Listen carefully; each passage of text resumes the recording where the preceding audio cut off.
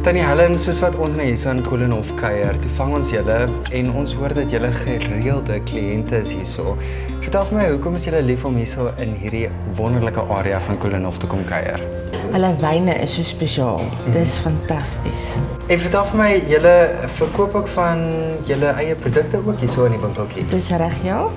Ek maak lekker fudge, chocolate oats en crunchies en ons verkoop dit hierso. En wat van Stellenbosch is vir julle so uniek?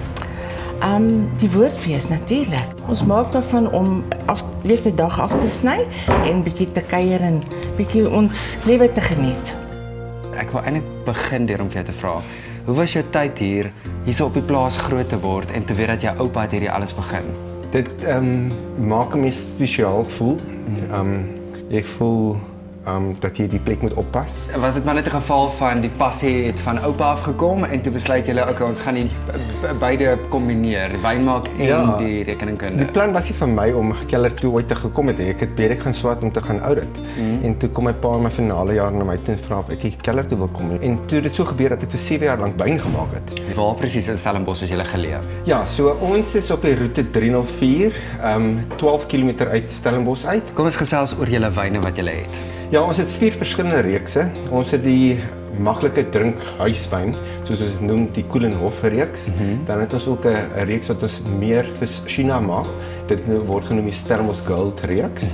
En dan het ons premium reeks wat genoem word die Koelenbosch reeks.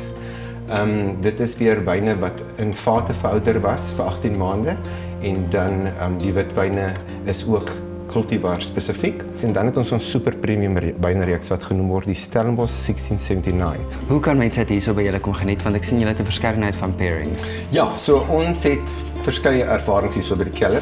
Ons het mense kan kom net druiwesap koop, ons maak druiwesap ook. Die kinders het 'n pairing met druiwesap wat hulle kan kom doen. Vir my die gunsteling is die 6 sorbets en gelatos wat gepair word met van ons wyne. Ek dink dis van die bestes wat jy kan kry. Okay. En dan natuurlik het ons Beauty se roosterkoeke. Van die mense sê hulle dink dit is die 8ste wonder van die wêreld.